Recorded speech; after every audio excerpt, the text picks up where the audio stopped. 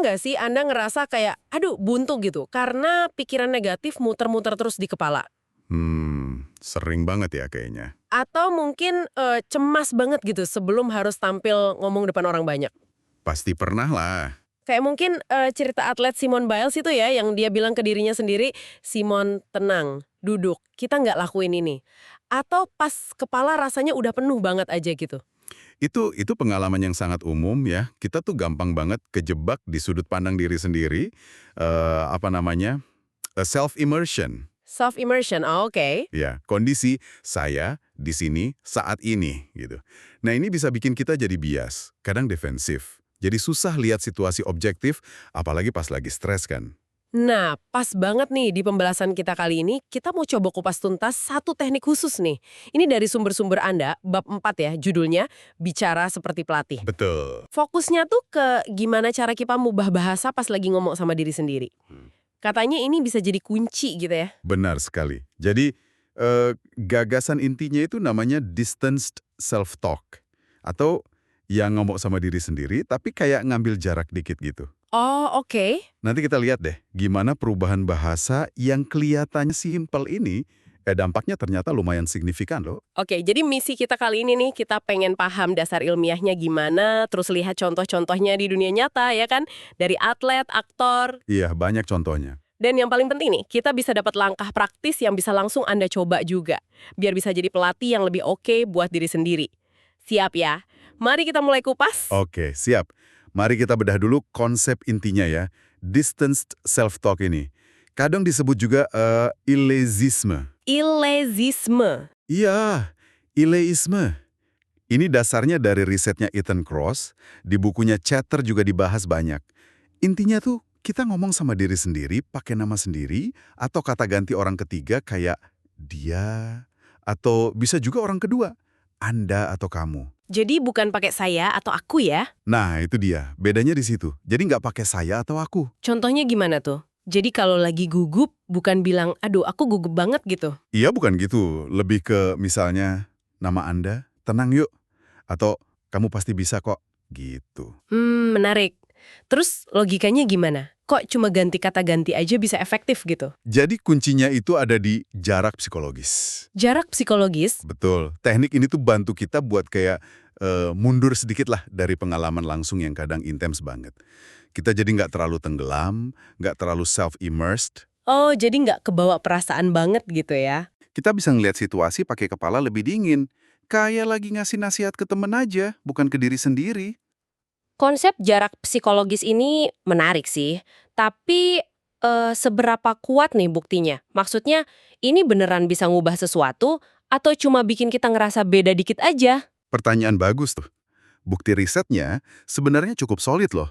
Dan dari macam-macam area. Ethan Kross sama timnya itu melakukan beberapa studi. Contohnya ya, soal ngomong depan umum. Oke, gimana tuh studinya? Jadi, orang yang diminta siap-siap sambil nyebutin nama mereka, atau pakai kata ganti orang ketiga, ternyata laporin rasa cemas sama malunya tuh lebih rendah. Oh ya, Iya, dan bukan cuma itu, performa pidato mereka juga dinilai lebih bagus sama pengamat independen. Dibanding kelompok yang nyiapinnya pakai saya. Misalnya bikin kesan pertama gitu. Yang pakai nama atau Anda, pas persiapan, cenderung tampil lebih baik, terus ngerasa nggak terlalu cemas juga setelahnya. menarik. Nah, yang lebih menarik lagi nih, teknik ini juga ternyata bantu buat orang yang ngalamin gejala depresi. Oh ya, gimana bantunya? Jadi, daripada cuma kayak ngerasain ulang pengalaman buruk, distance self-talk ini bantu mereka buat menafsirkan ulang atau rekonstru kejadian itu. Jadi ngelihatnya dengan cara yang lebih adaptif, gitu. Wah, ini implikasinya gede juga ya berarti. Cuma ganti satu kata, kita bisa ngebentuk ulang cara pandang kita ke masalah, bisa ngurangin stres, terus mungkin bisa ngindarin reaksi emosi yang berlebihan, emotional hijacking itu. Banget. Ini ada hubungannya nggak sih sama teori level construal level theory yang disebut juga di materi Anda? Tepat sekali. Nyambung banget. Construal level theory itu kan intinya bilang kalau jarak psikologis, mau itu jarak waktu, ruang, sosial, atau kemungkinan, itu ngaruh ke cara kita mikir. Gimana ngaruhnya?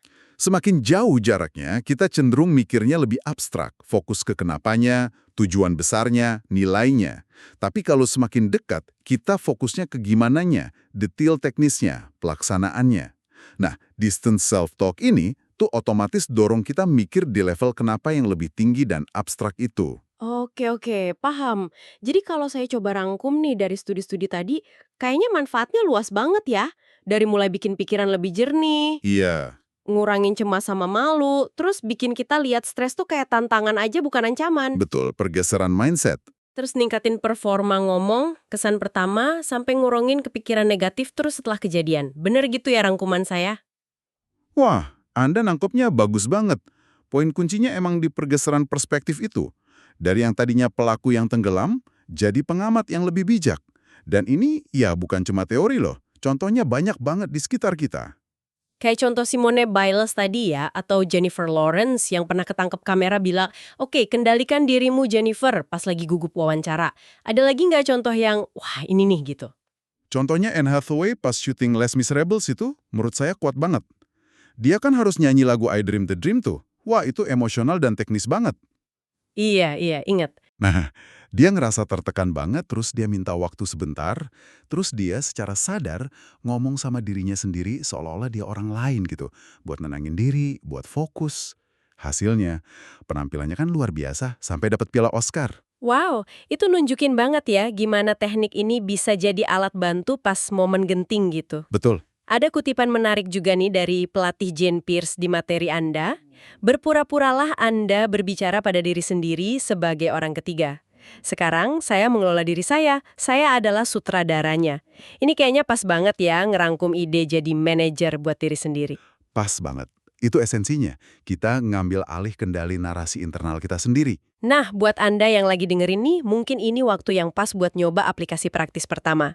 Lain kali nih, kalau Anda lagi hadapin keputusan sulit atau situasi yang bikin stres, coba deh jeda bentar. Coba aja. Ucapin dalam hati, hey, nama Anda gimana ya sebaiknya kita atasin ini? Coba rasain aja, ada nggak sih pergeseran dikit gitu cara Anda ngelihat masalah itu? Eksperimen kecil kayak gitu bisa ngebuka mata banget loh. Bahkan buat hal sepele kayak milih makanan. Ada studi nunjukin peserta yang pakai distance self-talk. Oh ya, milih makanan? Iya, jadi nanyanya, apa sih yang nama Anda pengen buat kesehatannya? Sambil ingat tujuan kesehatan jangka panjangnya, ternyata mereka cenderung milih makanan yang lebih sehat. Wah, kenapa bisa gitu ya? Karena itu ngehubungin tindakan sekarang sama makna atau tujuan yang lebih gede. Jadi bukan cuma soal nahan diri aja. Oke, jadi ada bedanya ya antara bilang saya harus hindari gula yang rasanya kayak beban gitu kan, fokusnya ke detail larangan, sama bilang nama Anda pengen hidup lebih sehat dan aktif, yang fokusnya ke tujuan akhir yang positif. Perbedaan itu krusial banget. Dan dampaknya tuh bukan cuma di pikiran loh, tapi kerasa juga di badan. Maksudnya gimana tuh kerasa di badan? Ya, keadaan self-immersion itu sering ada sensasi fisiknya. Pernah nggak sih ngerasa yakin bener gitu sampai dada sesek atau muka panas pas lagi debat? Pernah sih kayaknya. Nah, itu bisa jadi tanda fisik kita udah terlalu masuk ke dalam situasinya. Jadi ingat cerita politisi Martin Hyde yang konfrontatif pas ditilang itu ya. Dia ngegambarin perasaannya tuh righteous indignation ran through my veins. Kemarahan yang merasa dibenarkan mengalir deras. Itu kayaknya contoh ekstrimnya ya. Itu contoh jelas banget. Nah, sebaliknya, ngambil jarak atau distancing itu punya manfaat fisiologis yang keukur loh. Ada riset nunjukin kalau pakai nama atau orang ketiga pas siap-siap ngadepin stres, misalnya pidato, Ya, itu bisa ngubah respons kardiovaskular kita. Tubuh kita ngeresponsnya lebih kayak tantangan yang bisa dihadapi, tekanan darah lebih ke kontrol, daripada ancaman yang bikin lumpuh. oh jadi badannya lebih siap tapi nggak panik gitu ya? Kurang lebih gitu. Dan yang menarik lagi nih, manfaat nenangin ini bahkan keukur di tingkat aktivitas otak. Wah, maksudnya gimana? Kelihatan gitu di scan otak. Iya, ada studi pakai fMRI sama Jason Moser. Dia nemuin pas orang lihat gambar-gambar yang nggak enak gitu ya. Terus mereka pakai distance self-talk, aktivitas di area otak yang hubungannya sama emosi itu berkurang signifikan. Bisa sampai 50% loh. Serius? 50%? Iya, dan yang paling keren, ini terjadi tanpa butuh usaha kognitif ekstra. Jadi nggak berasa lebih capek mikirnya buat ngelakuin itu. Jadi lebih tenang secara fisik dan mental, tapi nggak pakai capek mikir. Wah, efisien banget ya. Kayak ngehack sistem respon stres kita pakai cara simple gitu. Bisa dibilang gitu sih. Ini nunjukin betapa kuatnya ya hubungan antara bahasa yang kita pakai sama respons emosional dan fisiologis kita. Nah, ini nyambung ke aplikasi praktis berikutnya nih yang ketiga, Get Psyched atau persiapan diri. Jadi pas Anda tahu nih bakal ngadepin situasi tegang, presentasi, wawancara, apa aja lah. Kompetisi mungkin? Nah iya, kompetisi. Coba deh pakai ilelisme pas persiapan mentalnya. Bisa ditulis, bisa diucapin dalam hati. Bantu diri Anda buat ngelihatnya sebagai tantangan seru yang pengen Anda taklukan. Selain buat persiapan ya, teknik ini juga ampuh banget buat nembus omong kosong atau cut through the BS di pikiran kita pas lagi ngerenungin sesuatu. Ada studi menarik dari Igor Grossman soal nulis jurnal. Oh iya, studi jurnal itu. Saya ingat pernah baca sekilas, pesertanya diminta nulis pengalaman sosial harian kan ya? Bedanya di mana? Bedanya di instruksinya. Satu kelompok diminta nulis pakai sudut pandang orang pertama. Saya merasa, saya pikir. Kelompok satunya lagi diminta nulis pakai sudut pandang orang ketiga. Nama Anda merasa, dia pikir. Nah, setelah 4 minggu, hasilnya beda signifikan. Oh iya, apa bedanya? Kelompok yang nulis pakai nama atau orang ketiga itu nunjukin peningkatan di apa yang disebut wise reasoning, penalaran bijak gitulah. Wise reasoning, itu apa aja cakupannya? Itu nyakup kayak kerendahan hati intelektual, sadar kita nggak tahu segalanya, terus keterbukaan pikiran, mau nimbangin perspektif lain, ngakuin sudut pandang beda, sampai mau kompromi. Nah, kelompok yang pakai saya nggak ada perubahan di situ. Wah, itu menarik banget sih. Jadi bukan cuma soal performa atau cemas sesaat ya, tapi bisa ngaruh ke cara kita mikir dan nalar jadi lebih bijak gitu buat jangka panjang. Betul. Dan katanya penalaran bijak ini ada hubungannya sama kebahagiaan ya. Ya, riset nunjukin ada korelasi kuat antara wise reasoning sama tingkat kesejahteraan dan kepuasan hidup yang lebih tinggi. Jadi dampaknya bisa dalam banget. Komen-komen dari mahasiswa di kelas Mike yang nyoba ini juga kayaknya nunjukin hal serupa ya. Iya, benar. Umpan baliknya menarik-menarik. Saya ingat ada yang bilang, ini bantu nembus omong kosong soalnya kita sering bohong ke diri sendiri. Ada juga yang ngerasa jadi lebih akuntabel, kayak nanya ke diri sendiri, emang beneran percaya gitu? Nah, itu dia.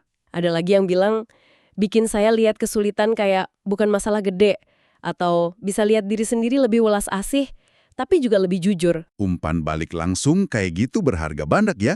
Nunjukin gimana orang ngalamin pergeseran perspektif pas nyobain. Nah, ini ngarah ke aplikasi praktis keempat nih. Dear Diary, tapi gaya baru. Gimana tuh? Coba deh, Anda nulis jurnal, tapi pakai nama Anda atau kata ganti orang ketiga. Fokusnya ke observasi aja. Apa yang nama Anda alamin hari ini, keputusan apa yang dia bikin, apa yang dia rasain. Akui aja emosinya tanpa ngejudge. Biarin si pelatih internal muncul ngasih perspektif. Kayaknya kalau dilatih terus bisa jadi kebiasaan mental yang sehat ya. Oke, sejauh ini kan kita fokusnya pakai nama atau orang ketiga nih. Terus gimana sama kata Anda atau kamu? Itu kan kita juga sering banget pakai buat diri sendiri. Sering banget. Dan itu ya termasuk variasi dari distance self-talk juga. Kita tuh secara naluriah sering pakai itu buat nyemangatin diri kan. Kayak, ayo kamu bisa, atau kamu hebat. Ada risetnya nggak sih soal penggunaan kamu ini? Saya ingat kayaknya ada contoh dari olahraga deh. Ada. Studinya Hardy sama rekan-rekannya ke atlet sepeda tuh lumayan menarik.